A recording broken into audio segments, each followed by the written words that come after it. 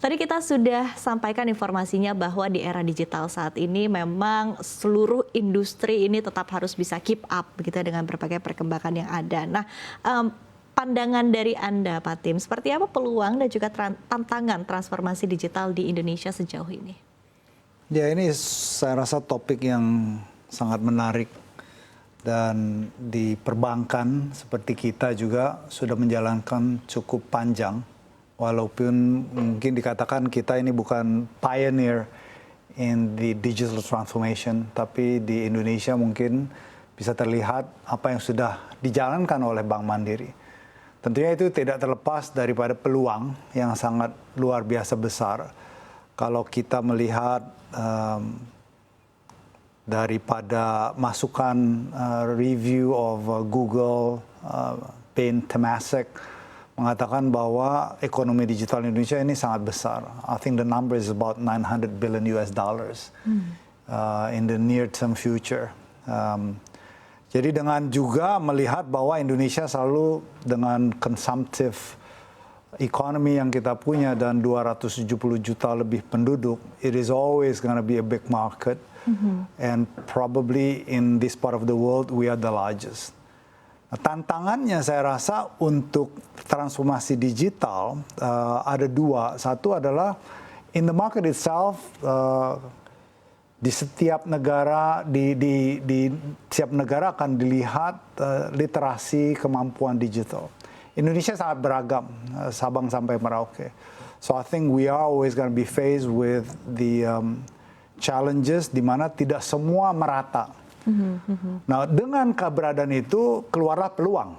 Jadi yang saya lihat bahwa untuk institusi-institusi seperti kita, how do we create the opportunity, knowing the challenges yang kita punya di market, to be able to overcome dengan memberikan solusi digital yang bisa diterima.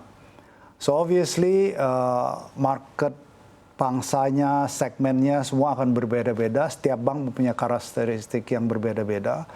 Nah, untuk Mandiri sebagai conventional bank, and perhaps we are one of the largest today, if not the largest, itu bisa melihat seperti apa peluang ini.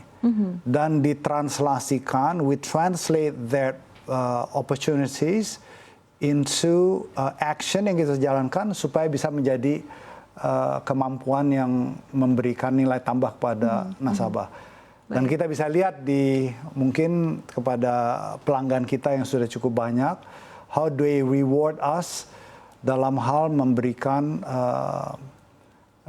peluang untuk kita bisa masuk di transformasi digital ini dengan memberikan solusi-solusi digital yang hopefully the best that we can provide. Baik, dan terlihat juga begitu dari seperti apa Bank Mandiri sebagai bank konvensional ini tapi tetap bisa mengutilisasi platform-platform digital begitu tadi untuk memaksimalkan kinerja dari perusahaan begitu. Nah, tapi overall Pak Timothy ya melihat prediksi dari Bank Mandiri terhadap performa perbankan di digital di Indonesia pada semester 2 2025 ini seperti apa begitu? Apakah memang prediksi Anda prospek atau ruang untuk pertumbuhan ini juga masih cukup besar? I think Indonesia, as far as the economy is concerned, it's one of the most exciting in my view, especially in this part of the world. Jadi peluangnya masih sangat besar. Pemerintah terus mendorong pertumbuhan ekonomi digital termasuk. Nah, untuk itu kita harus menyikapi, menurut hemat saya, ada sektor-sektor. Karena digital is not just about retail. A big portion of digital is retail, consumer. Another big portion of digital is actually wholesale, the large corporates and commercial players.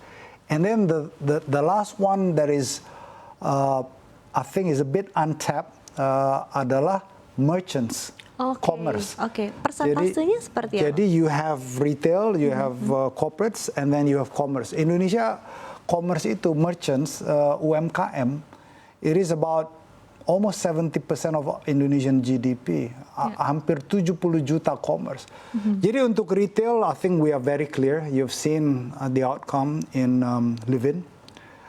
For corporates, we are one of the largest corporate banks in the Republic. Dan kemudian UMKM. Jadi yang menarik untuk Mandiri adalah we have come up with a strong strategy that we put down for the next 10 years yang mengatakan bahwa the DNA-nya Bank Mandiri ini sebenarnya is a wholesale bank. Yeah. We start off as a wholesale. Tapi yang menarik dari wholesale itu with the consumptive economy of Indonesia, di bawah wholesale ini banyak turunannya. Suppliers, distributors, all the way to retailers, termasuk di dalamnya UMKM, yang kita bisa lihat potensinya.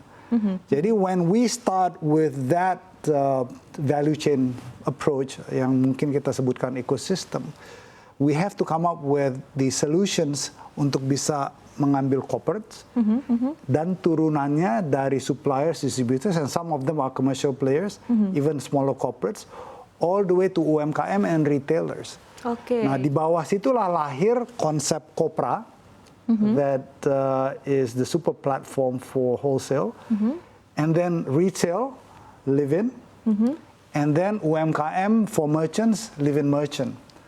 Nah, kita when it comes to Livin, I think we have achieved quite a very good progress sejak kita launch.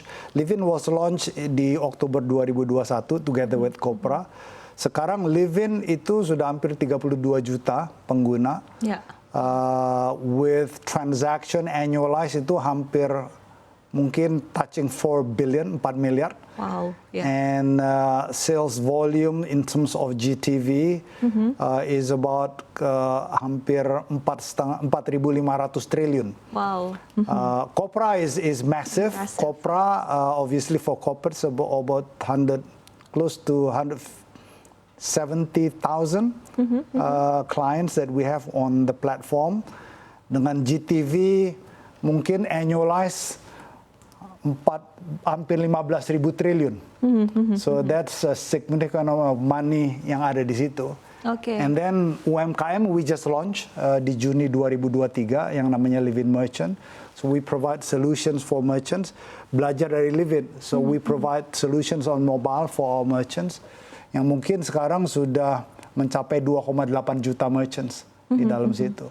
Wow. So acquiring business kita seperti EDC yang udah lama sekali di market, maybe I have about 300,000. Okay. So just imagine for the same solutions yang obviously not like EDC. EDC tahu ya, yang kita gosok di merchants. Itu we have in span of 2 years. Yeah. Kalau EDC kita punya 300.000, ini kita udah punya 2,8 juta. Oke. Apa yang menjadi strategi utama dari Bank Mandiri ya tadi untuk adopsi dari tiap-tiap platform digital yang dimiliki oleh Mandiri ini kan artinya tadi cukup masif begitu ya. Artinya ada strategi-strategi yang sudah dilakukan oleh Bank Mandiri dan terbukti efektif, berhasil begitu. Nah, strateginya seperti apa? Mungkin kalau Livin kita ketahui juga bahkan ada Livin around the world begitu ya Pak Timothy ya, kita ketahui bahwa Livin juga bisa digunakan di beberapa negara di dunia selain Indonesia begitu. Dan strategi yang dianggap berhasil dan kedepannya untuk peningkatan adopsi dari tiap-tiap platform digital ini akan seperti apa? I think you touch on a very important part, living around the world, for example. Kenapa itu dibikin? It's always because we don't want to create features because we like to have features. We want to create features that we believe are required by our clients. Consumers kita perlu features seperti apa? Jadi the strategy of Bank Mandiri, first and foremost, tadi kita sudah katakan, we understand who we are as a wholesale. We bring it down into the ecosystem play and drive the value chain. And the digital transformation yang kita bawa untuk enabling that strategy to be executed. Now, once that is clear, the step 2 is always going to be, are we providing solutions yang menjawab kebutuhan nasabah kita. Okay. Very simple. We go down to basic. It has to answer the needs of our clients. Itu satu. Nah, kalau living around the world, because we know out there di 120 negara, there are Indonesians who are still overseas, remaining Indonesians, the need for them to manage their money in Indonesia. That's why Living Around the World was actually launched. Kebanyakan juga membantu pekerja migran, for example. A lot of them collected their money overseas, they sent back, they couldn't manage. By the time they get back to Indonesia, mungkin keuangannya udah berbeda, nggak ada.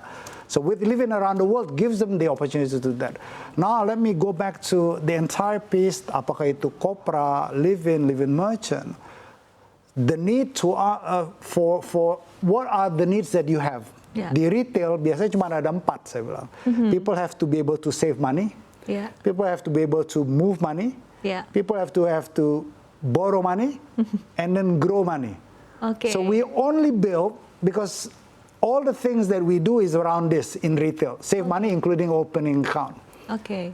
Terus kita bawa masuk ekosistem lifestyle. So Livin is a super app that is complete in my view, but the focus is not because I want to have features, but I have to have features that are relevant to answer the needs that you have. Okay. Financial activities are around these 4. Lifestyle is different matter again. So the keyword is relevancy, ya? Relevancy, and the other piece is relevancy itself is important, but the experience. Okay. So how do you when you use this as a digital platform, you're not facing individuals anymore, Yeah. correct? So in the past, when we were conventional bank, the services that were rendered by the bank, Yeah. itu dependent on the individual. Okay. So we train the individual to be very nice, Yeah. but still have to answer the needs. But now that individual is gone. Yeah. The platform yang dipakai oleh nasabah kita is replacing the individuals. Yeah. So can you create the experience like what I'm talking to you? I feel very nice. Yeah. It's so nice to talk to you, right? Yeah. But in digital world, you do not exist. Yeah. So the platform will have to be able to Yeah. answer that need. What is the experience that you get with the platform that we offer? Okay.